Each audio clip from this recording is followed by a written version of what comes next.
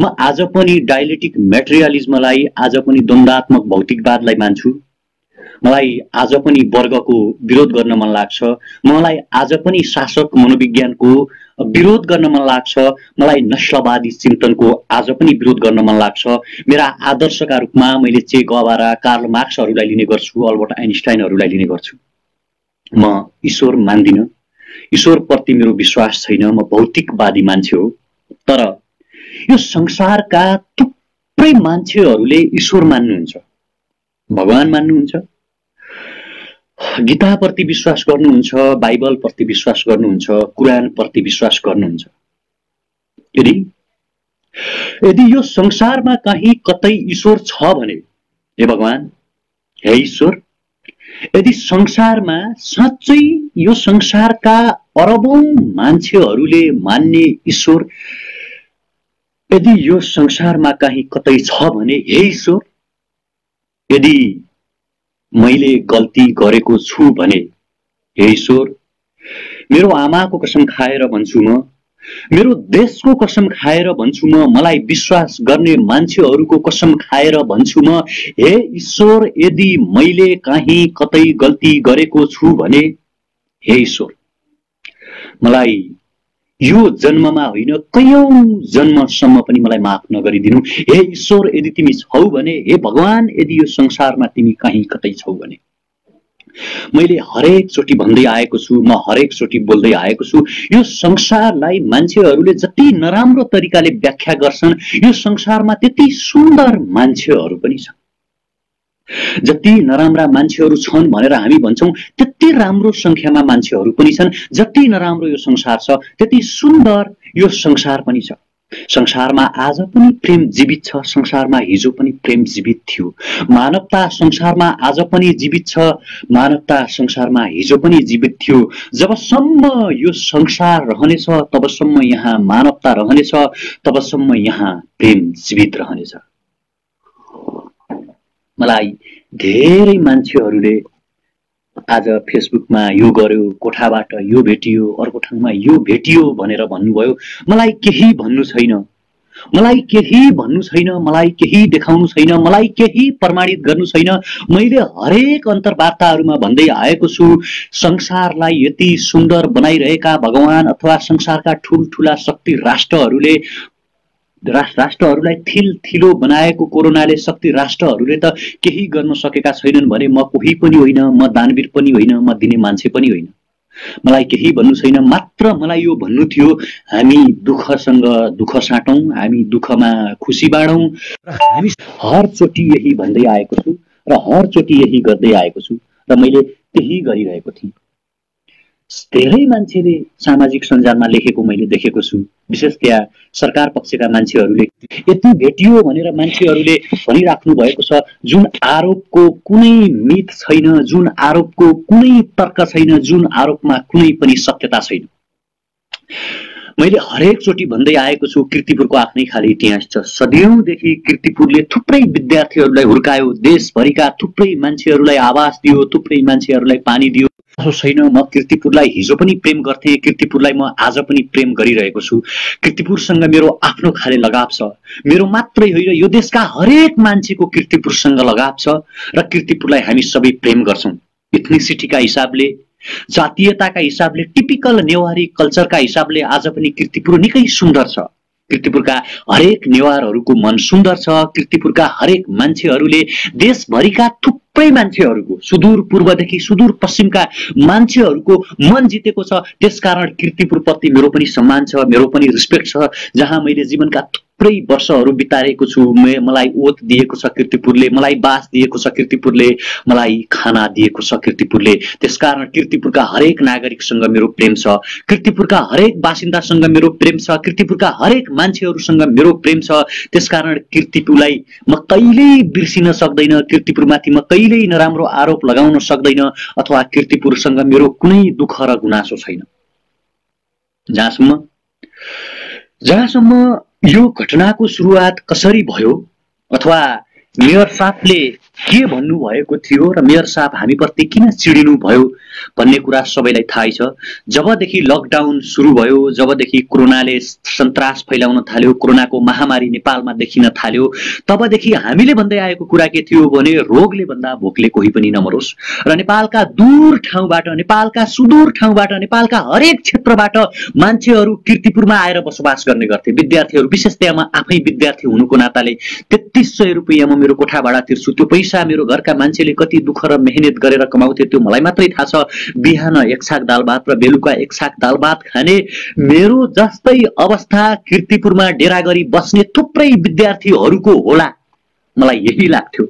र यही लागेर मैले हरेक चोटि मेयर साहबलाई भनेको छु, मेयर साहब तपाईँ उदाहरणीय मेयर बनिदिनुहोस्, मेयर साहब तपाईँ भोटरहरूलाई मात्रै नहेरिदिनुहोस्, मेयर साहब तपाईँ हेरिदिनुहोस् कीर्तिपुरका भोका अनिवार्यहरूलाई, यो देशका सुन्दर भविष्यहरूलाई जो नेपालको सुदूर ठाउँबाट, नेपालको पूर्वदेखि पश्चिमबाट, मधेसदेखि पहाडबाट कीर्तिपुरमा अध्ययन गर्नका लागि डेरामा बसिराख्नु भएको छ, उहाँहरूको पीडालाई पनि आफ्नै पीडा जस्तो मानिदिनुहोस् न मेयर साहब।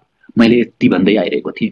मैले भन्दै आइरहेको थिएँ मेयर साहब धेरै कुरा हामीलाई चाहिँदैन, एक छाक दाल भात खाने व्यवस्था गरिदिनुहोस् मेयर साहब। कैयौं युवाहरूको, कैयौं विद्यार्थीहरूको खाडीबाट पैसा आउँछ, कैयौं युवाहरूको इन्डियाबाट पैसा आउँछ, नेपालका दूर ठाउँमा बसोबास गर्ने कैयौं युवाहरूको बैंकबाट पैसा आइरहेको छैन। मेयर साहब हामी भोकै छौँ, तपाईँ हामीलाई कृपया खाना दिदिनुहोस्। मैले कीर्तिपुरको मेयरलाई यति भनेको थिएँ, मैले मेयर पद चाहियो भनेको थिएन, मैले सिंहदरबार चाहियो भनेको थिएन, केही पनि भनेको थिएन। मैले मात्र भनेको थिएँ दाल र भात चाहियो मेयर साहब, मैले अरू केही भनेको थिएन। यही सिलसिलामा मेयर साहबले हामी सक्दैनौँ, हामीसँग मापदण्ड छैन, हामीसँग बजेट छैन, सरकारले चाहिँ माथिबाट ज्वाला मजदुरी गर्ने मजदुरहरूलाई मात्रै हेर्नु भनेको छ भनिसकेपछि मैले केही साथीभाइहरूलाई, दाइहरूलाई मेरो सामाजिक सञ्जाल प्रयोग गरेर रिक्वेस्ट गरेको थिएँ, यस्तो यस्तो समस्या छ कीर्तिपुरमा भन्दाखेरि पहिलोचोटि हामीले होस्टेलका विद्यार्थीहरूलाई सहयोग गरेका थियौँ। 90 जना विद्यार्थीहरूलाई म आफैले प्रिन्सिपल सरलाई भनेको थिएँ, प्रिन्सिपल सर तपाईँ त्रिभुवन विश्वविद्यालयको मान्छे, विश्वविद्यालयको प्राचार्य सर प्लिज विद्यार्थीहरूलाई समस्या भयो, 90 जना विद्यार्थीहरूलाई सहयोग गर्यौं। फेसबुकमा पोस्ट लेख्यौं, फेसबुकमा पोस्ट लेखिसकेपछि धेरै सहयोगहरू आउने क्रम जारी भयो, सहयोगहरू मान्छेहरूले गर्नुभयो, हामीले विद्यार्थीहरूलाई डिस्ट्रिब्युसन गर्दै गर्यौं।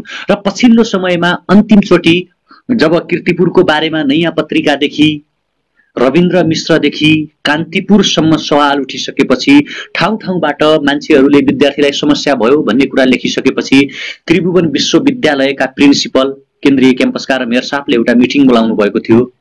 त्यो मिटिङमा म पनि गएको थिएँ र मैले यही आग्रह गरेको थिएँ, कृपया विद्यार्थीहरूलाई भोको नराखिदिउँ, विद्यार्थीहरूलाई खानेकुरा दिदिउँ, उहाँहरूले खान पाउनु हुनेछ, यो खानाले विद्यार्थीहरूले आफ्नो जीवन धान्नेछन्, मैले यही भनेको थिएँ।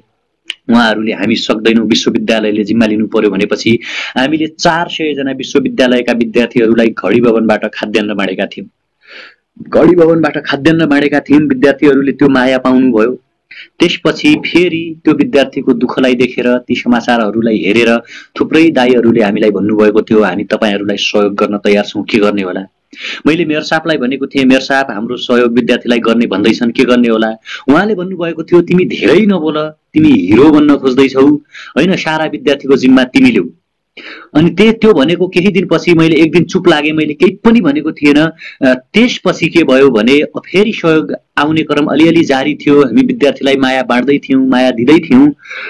अनि फेरि त्यसपछि एक दिन एकजना दाइले ठमेलतिर कता बस्नुहुन्छ सायद, उहाँले कीर्तिपुरको विद्यार्थीका लागि 200 जना विद्यार्थीलाई पुग्ने गरी म केही ल्याइदिन्छु भनेर भन्नुभयो। मैले विद्यार्थीको नाम लिस्ट टिपिरहेको थिएँ, मैले मेयर साहबलाई भनेको थिएँ यस्तो यस्तो छ, तपाईले हामीलाई अनुमति दिदिनु पर्यो, आउन दिनु पर्यो भन्दाखेरि मसँग अहिले पनि त्यो अडियो क्लिप सुरक्षित छ कीर्तिपुर नगरपालिकाबाट मलाई आएको फोनको। त्यसबाट भनिएको थियो, हेमराजजी हामी कीर्तिपुर नगरपालिकाको वेबसाइटमा तपाईको नाम राख्दैछौं, तपाईको नाम राख्दैछौं र विद्यार्थीले तपाईलाई फोन गर्नेछन्।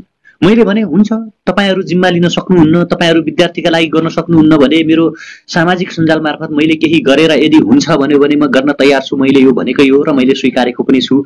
यो हुन्छ भनिसकेपछि मैले त्यही दिन फेसबुकमा एउटा स्ट्याटस लेखेको थिएँ, मार्मिक स्ट्याटस। हामी 500-600 जना जति विद्यार्थी छौं कीर्तिपुरमा, हामीलाई समस्या हुन थालेको छ, कि मार्ने जिम्मा तपाईहरुको, बचाउने जिम्मा तपाईहरुको भनिसकेपछि त्यो न्यूज एभिन्यूज टेलिभिजनले त्यो स्ट्याटस हेरेछ र मलाई एभिन्यूज टेलिभिजनबाट फोन आएको थियो।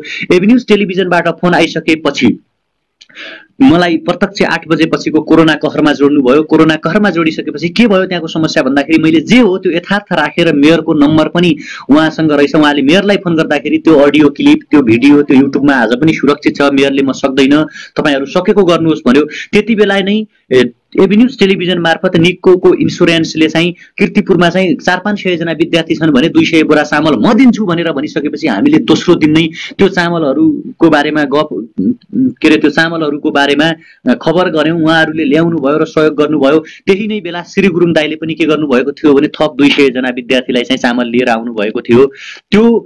त्यो राति 8 बजे एभिन्यूज टेलिभिजनमा समाचार बजिसकेपछि थुप्रै महानुभावहरूले हामीलाई फोन गरिराख्नु भएको थियो। मैले प्रष्ट रूपमा भने विदेशबाट पनि मलाई फोन आइरहेको थियो, हामी सहयोग गर्छौं भनेर उहाँहरूले भनिराख्नु भएको थियो। मैले भने सीईओ सरले हामीलाई भनिसक्नु भएको छ यति तपाईहरुलाई दिन्छौं भनेर, त्यसकारण अब अरु सहयोग हामी लिन सक्दैनौं, भोलि यो हामीलाई गर्न दिनुहोस्।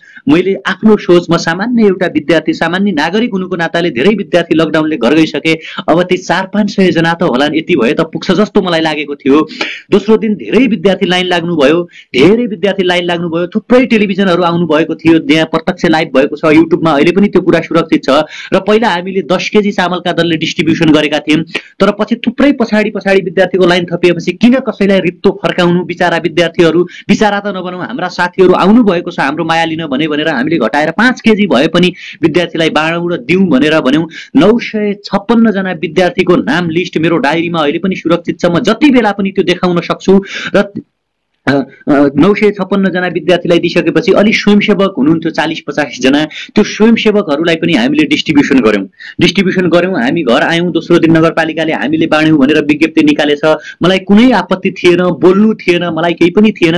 लगातार विद्यार्थी साथीहरूले त्यसपछि फोन गर्नुभयो, दाइ अथवा साथी हामी छुटेका छौं, यो भयो, हामी यता छुटेका छौं, यो भइरहेको छैन, यहाँ यसरी छुटेका छौं भन्दाखेरि अनि मैले फेरि चाहिँ के गरे भने नामहरू टिप्दै गएँ। 200-300 जना विद्यार्थीहरू पुगे। फेरि त्यो पुगिसकेपछि मैले उहाँहरूलाई के आग्रह गरे भने, जो एभिन्यूज टेलिभिजन हेरेर हामीलाई फोन गरिराख्नु भएको थियो, उहाँहरूलाई यस्तो साथीहरू छुट्नु भएको छ, कृपया सहयोग गरिदिनुहोस् भन्दाखेरि उहाँहरूले सहयोग गर्नुभयो हैन। त्यो सँगसँगै अनि त्यही न्युजहरू हेरेर प्रेमवाद भन्ने संस्थाले, लबिज्म भन्ने संस्थाले 100 बोरा चामल करिब 250 जना हुने विद्यार्थीहरूका लागि सहयोग गर्छौं भन्नुभयो। र त्यसको लगत्तै धुर्मुस सुन्तली फाउन्डेसनले के भन्यो भने, अब 200-250 विद्यार्थी भनेर 1-1 बोरा चामल दिने भनेर उहाँले 200 बोरा चामल, 600 केजी दाल, 200 लिटर तेल, 200 नुन र 200 दर्जन बिस्कुटहरू प्रोभाइड गर्नुभएको थियो हिजो। त्यो हिजोको कुरा हो। अनि हिजो हामीले के गर्यौं भने, जसको नाम लिस्ट टिपेको थियो त्यो लबिज्मको प्रेमवादको टिमबाट र त्यसपछि यता चाहिँ यो उसको धुर्मुस सुन्तलीको फाउन्डेसनबाट उहाँहरूले आफ्नै हातले उद्घाटन गर्नुभएको, आफ्नै हातले दिनुभएको भिडियो सामाजिक सञ्जालमा अहिले पनि सुरक्षित छ। र सुरक्षित तरिकाले काम गरिसकेपछि हामीले के भन्यौं भने, यत्रो धेरै संख्यामा विद्यार्थी हुनुहुँदो रहेछ, यति धेरै विद्यार्थीहरूलाई कसरी चाहिँ म्यानेज गर्न सकिन्छ होला, अब के गर्न सकिन्छ होला। कतिपय विद्यार्थी बाट पनि लिने, उता नगरपालिकाबाट पनि लिने, पलतिर अरू कसैले सहयोग गरे पनि लिने हुन्छ, रिपिटेसन डबल टेबल नहोस्, यस्तो भयो भने गाह्रो हुन्छ भनेर हामीले हिजो के गर्यौं भने, अब नाम लिस्ट टिपौँ, त्यही प्रहरीको रोभरकै बीचमा हामीले यो नम्बरमा तपाईँ 5 बजेपछि फोन गर्नुहोस् भन्ने कुरा भयो। र त्यो हुँदाहुँदै त्यही बीचमा भ्रष्टाचार विरोधी अभियन्ता ज्ञानेन्द्र साई गिरफ्तार हुनुभएछ र म पनि तनाव प्रेसरले गर्दाखेरि घर गएर मैले सुतेँ। पछि मैले धेरै अत्याधिक फोन आउन थालिसकेपछि मैले आफ्नो फोनहरू चाहिँ के गरेँ भने साइलेन्ट मोडमा राखेँ, केही समय एरोप्लेन मोड भन्छ नि त्यसमा राखेको थिएँ। र त्यही बीचमा धेरै विद्यार्थीले फेरि पछि मैले खोलेर 187 जनाको हाराहारीमा लगभग आज बिहानसम्म हामीले नाम टिपेका थियौँ। आज बिहानसम्मको घटनाक्रम यो हो। र अब घटनाक्रम कसरी सुरु भयो भन्ने कुरातर्फ चाहिँ म तपाईहरुलाई लिन चाहन्छु। र बिहान जब मैले 12 बजे फोन अन गरेँ, अब आज चाहिँ सकिदैन होला काम गर्न, हिजो ज्ञानेन्द्रजीको त्यो गिरफ्तारी देखेपछि मैले बिहान एउटा लाइभ दिएको थिएँ। चामल बाँड्नेलाई, खाना बाँड्नेलाई, भोक बाँड्नेलाई हे सरकार तिमी गिरफ्तार किन गर्छौ? गिरफ्तार भ्रष्टाचारीलाई गर, गिरफ्तार बेथिति बढाउनेलाई गर, गिरफ्तार अन्याय र अत्याचार गर्नेलाई गर, खाना बाँड्न देऊ। यो हिटलरको शासनकालमा पनि भएको थिएन, यो मुसोलिनीको शासनकालमा भएको थिएन, राणा शासनमा यस्तो भएको थिएन भने आज लोकतन्त्रमा तपाईँ हामीले मैले मत हालेर बठाएका चिनाएका सरकारले यो कसरी गर्छ भनेर एउटा लाइभ दिएको थिएँ। 12 बजे डीएसपी कार्यालयबाट मलाई फोन आयो, के अरे डीएसपीबाट मलाई फोन गर्नुभयो र कीर्तिपुर यहाँ नगरपालिकामा मिटिङ छ, तपाईँ आउनु पर्यो भन्यो। म पनि सामान्य मान्छे, तपाईँले संयोजन गर्नु भएको छ आउनुहोस् भने मैले सोचेँ हाम्रो त्यहाँ घडी भवनमा टियुको सामान छ, त्यत्रो सामान 180 बोरा उहाँहरूको धुर्मु सुन्तली फाउन्डेसनको र 20 बोरा जति लबिजमको बाँड्न बाँकी सामान त्यही थियो घडी भवनमा टियुमा, जहाँबाट हामी खाद्यान्न बाँड्थ्यौँ। त्यही ठाउँमा त्यो सामान छ र त्यसको बारेमा छलफल गर्नु पर्यो भनेर भन्दाखेरि म नगरपालिकामा गएँ। नगरपालिकामा अलरेडी चाहिँ निर्णय भइसकेको रहेछ। मलाई एउटा कुर्सी खाली गरियो, त्यहाँ तेस्रो तलामा नगरपालिकाको बैठक चलिरहेको थियो।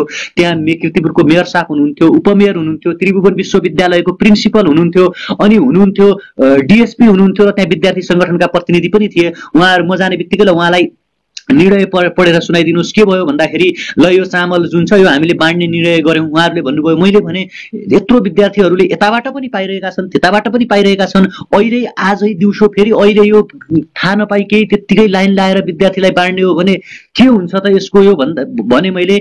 अनि यसै गरी मैले केही भनेको थिएँ। म त्यत्रो भिड देखेर अर्कै मलाई चाहिँ अब त्यो किसिमको ह्युमिलेसन, एक किसिमको फियरिङ जुन हुन्छ नि, के भयो त यहाँ भन्ने किसिमको मलाई परिसकेको थियो। त्यही बेचमा मेयरले तँ धेरै हिरो बन्ने, तिमीले धेरै हिरो बन्ने, तिमीले के राम्रो गरेर आछौ, के काम गरेछौ भन्दाखेरि सर केही नगरे पनि विद्यार्थीलाई खाना देऊ भनिरहेको छु। मैले त्यही बिचमा पनि भनिरहेको थिएँ, यदि तपाईँ विद्यार्थीलाई खाना दिन सक्नुहुन्न भने, विद्यार्थीलाई सरकारले हेर्न सक्दैन भने हामीलाई घर पठाइदिनुहोस्, हामी हाम्रो घरमा जान्छौँ, मैले यति भनेको थिएँ। र त्यहाँ नगरपालिकाको यस्तो यो कार्ड भिरेका हुन्छ नि, यसरी यहाँ झुन्ड्याउने कार्डहरू भिरेका साथीहरू पनि त्यहाँ हुनुहुन्थ्यो।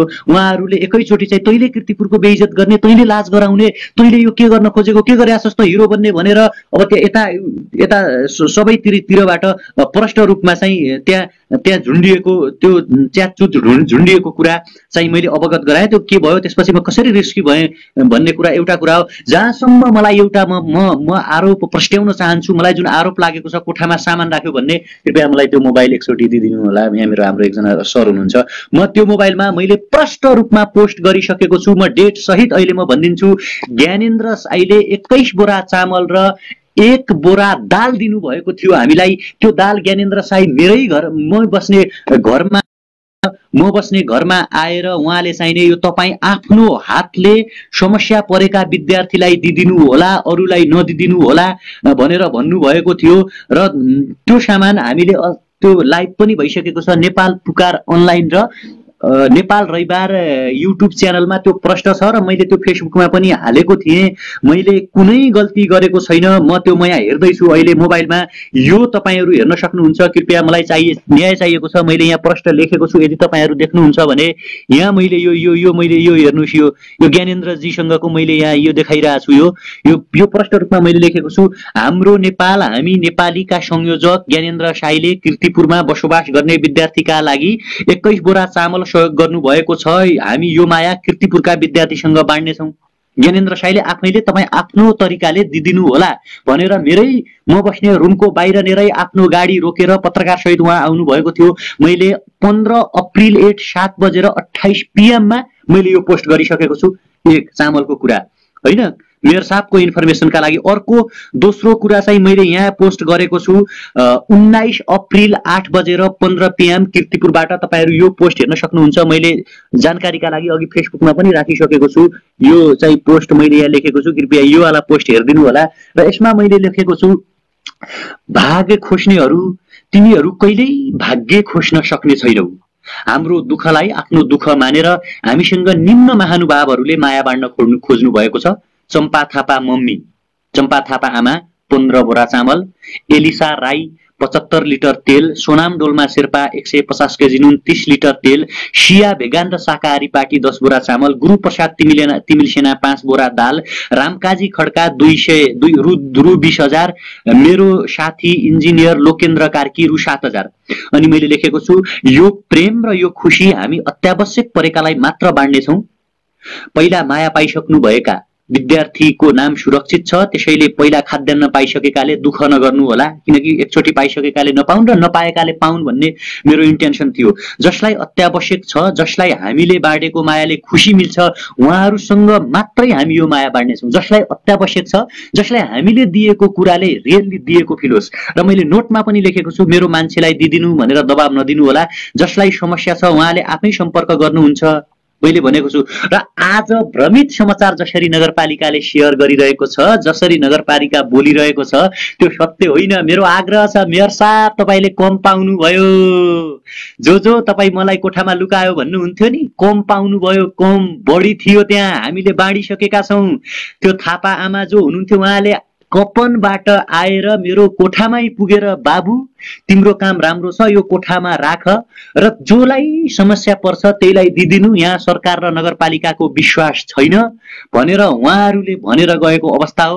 मेरो फेसबुकमा मैले मिति सहित त्यो कुरा पोस्ट गरेको छु, कृपया त्यहाँ प्रष्टसँग हेरिदिनु होला। र आजको घटना म भन्न चाहन्छु, आज उहाँहरूले सुनियोजित तरिकाले हामीमाथि प्रहार गर्ने योजना बनाइसक्नु भएको रहेछ होइन। उहाँहरूलाई धुर्मुस सुन्तली फाउन्डेसनले दिएको चामल र लबिजमले दिएको चामलमाथि कीर्तिपुर नगरपालिकाले आँखा लगाइरहेको जुन कुरा थियो त्यो एकदमै त्यही रहेछ। मैले त केही पनि ध्यान दिएको थिएन, मलाई केही पनि धेरै गर्नु थिएन। म गइसकेपछि तपाईहरुको म देख्न सक्छु त्यहाँ मेयरकै अगाडि हिरो बन्छस् भनिसकेपछि यो हो मेरो जकेट, यो मेरो धुजा भएको जकेट छ, कृपया तपाई यहाँ हेर्न सक्नुहुन्छ। यो मैले लगाएको थिएँ, यसरी चाहिँ यो जकेट च्यातिएको छ, यो जकेट यसरी च्यातिएको छ। अनि त्यसपछि त्यही अगाडि त हिरो बन्ने, तैले कीर्तिपुरको बेइज्जत गर्ने, मैले केही बेइज्जत गरेको छैन। मैले सुरुमा पनि भनिसकेँ कीर्तिपुरसँग मेरो गहिरो प्रेम छ, मेरो लगाव छ। नेवारी कल्चरसँग, नेवारी संस्कृतिसँग मेरो थुप्रै नेवार मित्रहरू हुनुहुन्छ, मलाई एकदमै मनपर्छ। मैले हरेक चोटि भनेको छु राज्यबाट डोमिनेट कल्चर मध्ये एउटा पर्छ, राज्यले सदियौंदेखि चिन्न नसकेको एउटा जाति, एउटा कास्टिङ हो नेवार, उहाँहरूसँग ठूलो मन छ। मैले सहीले पनि यही भन्ने गर्छु। तर मैमाथि त्यो आरोप लगाएर धकेल पकेल गरिसकेपछि एकजना प्रहरीले, र त्यही भित्र पनि त्यहीकै नगरपालिकामै हुनुहुन्थ्यो एकजना दिदी, सबै नराम्रा थिए म भन्दैन, दिदीले भन्नुभयो यो भाइले पनि राम्रो गरिरहेको छ, यसले कीर्तिपुरलाई यदि केही भनेको छ भने भोलि यो कुरा गरौँला, नगर हातपात नगर भन्नुभयो। अर्को एकजना दाइ हुनुहुन्थ्यो, मलाई उहाँ नाम थाहा पनि, उहाँले पनि भन्नुभएको छ यो भाइले यदि केही गल्ती गरेको छ र यदि केही त्यस्तो भएको अहिले चाहिँ केही नगर भन्नुभएको छ। र अनि उहाँहरूले धकेल पकेल गरेर मेयरले त हिरो बन्ने, कीर्तिपुरको बेइज्जत गर्ने भनिसकेपछि तल बाहिरसम्म चाहिँ ल्यायो। बाहिर चोक आएर कीर्तिपुर यदि त्यहाँ अब 8-10 जना ठुल्ठुला मान्छेहरू थिए, मोटा, अब किन आउनु भएको थियो, कसले उहाँहरूलाई ल्याउनु भएको मलाई थाहा छैन। मलाई बैठक भनेर बोलाइएको थियो, धुर्मुस सुन्तली फाउन्डेसनको चामल चाहिँ कसरी बाँड्ने भनेर उहाँहरूले भन्नुभएको थियो। र त्यसकारण म त्यहाँ तल परसम्म गइसकेको थिएँ, चोकसम्म हिँडेर गइसकेपछि पछाडि यो क्षेत्रमा कीर्तिपुरको बारेमा तैँले एक शब्द अब बोलिस् भने तेरो अनुहार चिन्निसकेको छ, तँलाई हामीले जानिसकेका छौँ र तँलाई कसरी कारबाही गर्नुपर्छ त्यो हामीलाई थाहा छ भनेर भन्नुभयो। मैले मेरो दिमागमा केही पनि आइरहेको थिएन त्यति बेला। के भयो यस्तो, किन, मैले के गरेँ, म गल्ती चाहिँ के गरेको छु जस्तो मात्रै मलाई लागिरहेको थियो। मेरो हातमा त्यो गोलोप थियो, म यस्तो त्यो तान्दै आफ्नै धुनले म हिँडिरहेको थिएँ। त्यति बेला मेरो रुमबाट मलाई फोन आयो, पुरै प्रहरी आइसकेका छन् होइन, यहाँ अब गिरफ्तार गर्ने भनेर आइसकेका छन् भनेपछि मेरो बहिनीहरूले मलाई रुँदै भन्नुभयो कि यहाँ लछार पछार गरिरहेछन्। अब त्यसपछि अरू मिडियाहरू पनि गएको थियो, उहाँहरूले खिच्नु भएको छ, त्यहाँ लोकल गुण्डाहरू परिचालन गरेर मारिदिन्छौँ, यहाँ अब यो लकडाउन त उल्लङ्घन हुँदै के अरे लकडाउन त सकिँदैउ भनेर भन्यो भन्ने कुरा पनि आइरहेको छ। र म पागा दोबाट उकालो नगएर फिर्ता भएर म होस्टेल छिरेँ, किनकि मलाई के गर्ने थाहा थिएन। र होस्टेलबाटै मैले एभिन्यूज टेलिभिजन र हाम्रो सबै साथीहरूलाई फोन गरेँ र मानव अधिकारको मान्छेहरू सुरक्षित रूपमा आएर मलाई एभिन्यूज टेलिभिजनसम्म लिएर आउनु भएको हो। आजको घटनाक्रम यो थियो। मैले यदि केही गल्ती गरेको छु भने म सहौँला, म नेपालको संविधान मान्छु, हरचोटि मैले भनिरहेको छु। यो संविधानका लागि हामी पनि हिजो लडेका थियौँ, यही संविधानलाई टेकेर हामी बोल्ने गर्छौँ। नागरिक स्वतन्त्रता, वाक स्वतन्त्रताको प्रयोग हामीले पनि गर्ने गरेका छौँ, मैले भनिसकेको थिएँ। र जहाँसम्म अब कीर्तिपुर नगरपालिकाले किन सुनियोजित रूपमा त्यसरी प्रचार गर्यो मैले भनिसकेको छु। ज्ञानेन्द्र साई र त्यो थापा आमाले आफैले आएर, मैले त्यो फेसबुकमा पोस्ट पनि गरिसकेको छु, त्यो भिडियो पनि सुरक्षित छ। अनि कीर्तिपुर नगरपालिकाको मेयरले म केही पनि विद्यार्थीका लागि गर्न सक्दैन भन्ने त्यो अडियो क्लिप पनि फेसबुकमा त्यहाँ युट्युबमा पनि सुरक्षित छ। र कीर्तिपुर नगरपालिकाको ल्यान्डलाइन नम्बरबाट मलाई आएको फोन, हेमराजजी तपाईँको नाम कीर्तिपुर नगरपालिकाको वेबसाइटमा राख्दैछौँ, नाम र नम्बर, विद्यार्थीले अब तपाईँलाई सम्पर्क गर्नुपर्छ भनेको अडियो क्लिप पनि मसँग सुरक्षित छ। र अब मैले अलिकतामा आक्रोश पनि पुग्न चाहन्छु। यदि म भन्न चाहन्छु मेरो कीर्तिपुर नगरपालिकासँग कुनै लडाईँ छैन, अहिले पनि छैन, कीर्तिपुरका बासिन्दाहरूसँग पनि लडाईँ छैन। न्याय दिलाउने जिम्मा तपाईँहरूको हो। मेरो सरकारलाई प्रश्न छ, सरकार मेरो पनि हो, गर्न पाउनुपर्छ। मैले मेरो देशको प्रधानमन्त्रीलाई प्रश्न गर्न पाउनुपर्छ कि प्रधानमन्त्री विद्यार्थीहरू भोका छन्, विद्यार्थीहरूले खान पाउनुपर्छ, किनकि विद्यार्थी राज्यका हुन्, विद्यार्थीको अभिभावक भनेको राज्य हो। त्यसकारण तपाईँ विद्यार्थीलाई खाद्यान्न दिनुहोस्। म हिजो पनि भन्थेँ, म आज पनि भनिरहेको छु, म गल्ती छु भने, मैले लुकाएको छु भने, मैले अपराध गरेको छु भने, मैले विद्यार्थीहरूसँग सामाजिक सञ्जालमा पोस्ट गरेर कीर्तिपुरका विद्यार्थीलाई खाद्यान्न चाहियो भनेर यदि गल्ती गरेको छु भने हे ईश्वर मलाई कारबाही होस्, अथवा हे संविधान जहाँ हुन्छ म यो संसारको जुनसुकै अदालतमा जान तयार छु, म जहाँ पनि जान तयार छु। मेरो मनमा कुनै पनि पाप छैन। म 3300 पढ्ने साँगुरो त्यो मेरो कोठा छ, त्यो कोठामा म के लुकाउन सक्थेँ? म त्यहाँ बस्ने मान्छे, म त्यत्रो त्यो चामल त्यो भनियो त्यो एउटा आग्रह छ। तिमीहरू युवाको आवाजलाई जसरी दबाउन खोजिरहेका छौ, जसरी तिमीहरू भ्रमको खेती गर्न खोजिरहेका छौ, जसरी भोकमाथि राजनीति गर्न खोजिरहेका छौ, जसरी शोकमाथि राजनीति गर्न खोजिरहेका छौ, तिमीहरूको राजनीति कहिल्यै पूरा हुन हामी दिने छैनौँ। किनकि हामीलाई पनि थाहा छ राम्रोसँग, संसारका ठुल्ठुला इतिहासहरू हामीलाई थाहा छ, संसारका ठुल्ठुला क्रान्तिहरूको बारेमा पनि हामीलाई थाहा छ। तिमीले जान्न आवश्यक छ कि तिमीले मान्छेका आवाजहरू कहिल्यै दबाउन सक्ने छैनौ, तिमीले सत्यलाई कहिल्यै दबाउन सक्ने छैनौ, तिमीले न्यायलाई कहिल्यै दबाउन सक्ने छैनौ। तिमीलाई राम्रोसँग थाहा छ सत्य र न्यायकै लागि राम 14 वर्ष वनवास बसेका थिए भने पाण्डवहरू 12 वर्ष वनवास बसेका थिए, तर आखिरमा सत्यकै जित भएको। मैले प्रधानमन्त्री चाहियो भनेको थिएन, मैले मन्त्री चाहियो भनेको थिएन, मलाई सुविधा सम्पन्न गाडी चाहियो भनेको थिएन। मैले मात्र यति बोलेको थिएँ, कीर्तिपुरमा मलाई बाहिर जान पनि दिएको थिएन, मलाई जानु पनि थिएन, लकडाउन उल्लङ्घन गर्ने भन्ने पनि कुनै कारण छैन, केही पनि छैन। मैले यति भनेको हुँ, मेरो पहलले मैले स्ट्याटस लेखेर मैले कतै बोलिदिएर यदि कीर्तिपुरका विद्यार्थीले खाना पाउँछन् भने यो देशका दूर दूरबाट आफ्नो सुन्दर भविष्य बनाउन कीर्तिपुरमा भने मैले किन नबोल्नु? कीर्तिपुरका विद्यार्थीले खाना पाउनुपर्छ। मैले यति भनेको थिएँ, मैले हिजो पनि भनिरहेको छु, म आज पनि त्यही भनिरहेको छु। मेरो आग्रह छ झुटको खेती नगरिदिनुहोस्, मेरो आग्रह छ कृपया भ्रम नफैलाइदिनुहोस्, मेरो आग्रह छ कृपया तपाईहरूको आवाजले, तपाईहरूको के रे सनकले, तपाईहरूको त्यो क्षणिक आवेगले चाहिँ धेरै मान्छेहरू अन्यायमा पर्न सक्छन्। मैले प्रष्ट रूपमा भनेको छु कीर्तिपुर, म कीर्तिपुरको बासिन्दा पनि होइन, मैले कीर्तिपुरमा मेयरको प्रतिस्पर्धा गर्नु पनि छैन, मैले प्रधानमन्त्रीका लागि लड्नु पनि छैन। मैले मात्र यति बोलेको हो कि विद्यार्थीहरू समस्यामा छन्, लकडाउन यदि लम्बिन्छ भने सरकार विद्यार्थीलाई सुरक्षित क्वारेन्टाइनमा राख्ने गरी घर पठाइदेऊ, होइन भने खानाको व्यवस्था गरिदेऊ। यति भन्दाखेरि यदि म अन्यायमा पर्छु भने, यति बोल्दाखेरि यदि म माथि कारबाही हुन्छ भने म विद्यार्थीका लागि, म मेरो देशका लागि, म भोकका लागि, म मानवताका लागि, म प्रेमका लागि, म खुसीका लागि र ह्युमेनिटिजका लागि जेल जान्छु। यदि मृत्युदण्डको सजाय मलाई हुन्छ भने म हाँसी हाँसी स्वीकार्न तयार छु, मलाई केही आपत्ति हुने छैन। तर यदि गर्दा गर्दै पनि म माथि अन्याय हुन्छ भने म केही भन्दिनँ। म जति तपाईँ हेरिराख्नु भएको छ, तपाईँलाई न्याय दिलाउने जिम्मा म तपाईँलाई दिन्छु। कृपया तपाईँहरू गलत गर्यो भने गलत गर्यो भनिदिनु होला, सही गरेको छु भने सही गरेको भनिदिनु होला। यो कुरा कीर्तिपुर नगरपालिकाको मेयरले जान्न आवश्यक छ। मेयर साहब, मेरो तपाईँसँग कुनै लडाईँ छैन, म तपाईँलाई त्यत्रो वर्ष बस्दाखेरि पनि चिन्दिन थिएँ।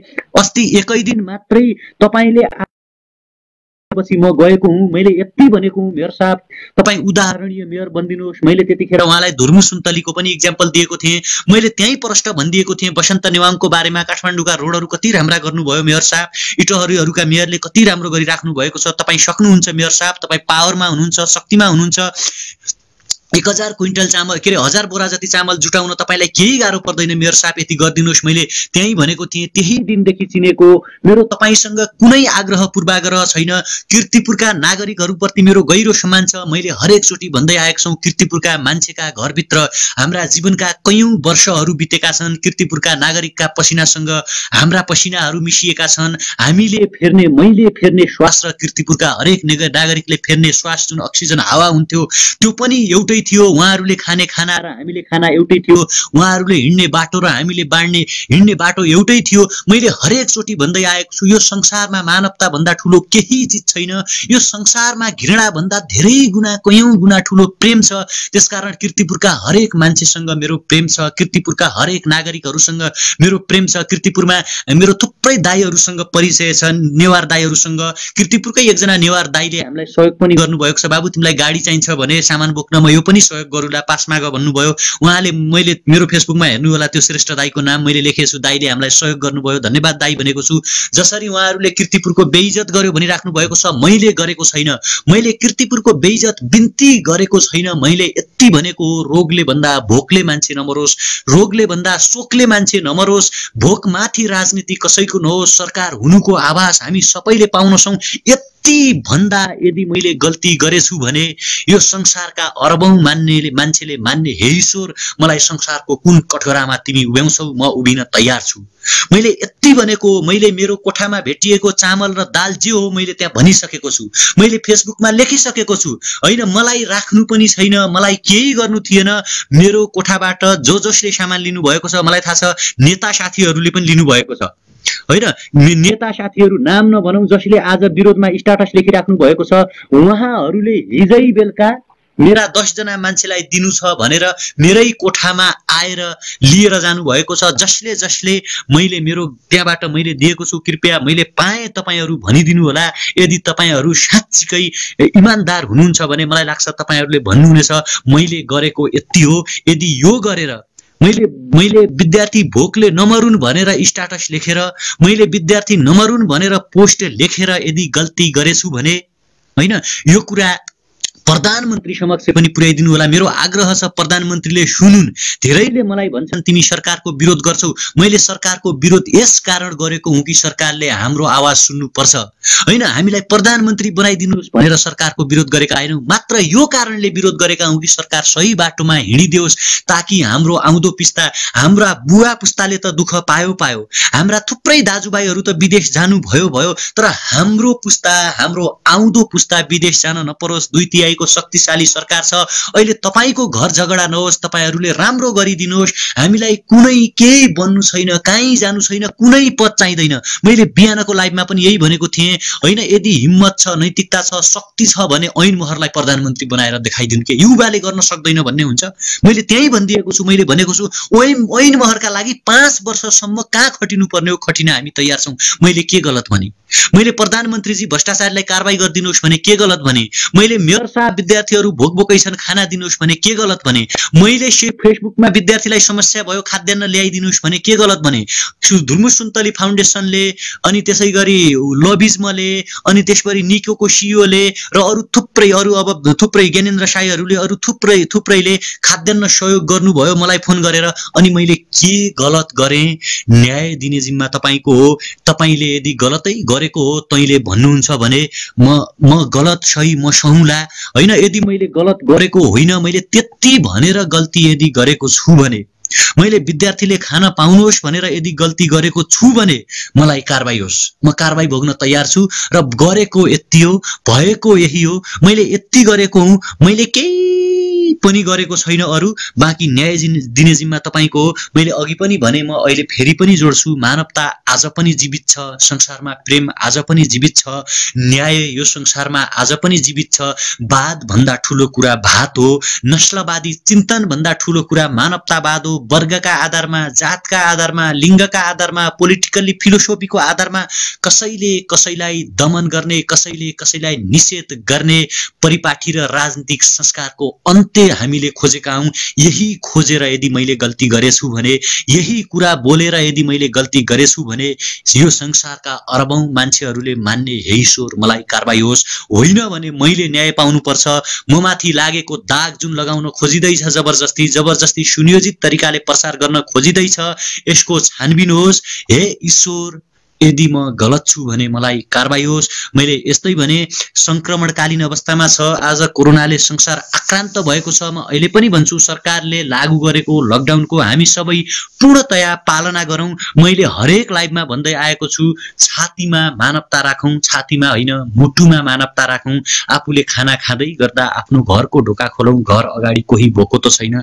एकचोटि घरको छतमा गएर वरिपरि हेरिदिउँ, कोही भोकै त बसेको छैन, कुनै जनावर भोकै त बसेको छैन। आफूले खानै लागेको घाँसबाट आधा बाँडेर दिएर बरु आधा पेट खाउँ, आधा होला, तर कोरोनाको विरुद्धमा एकसाथ मिलेर लडौँ।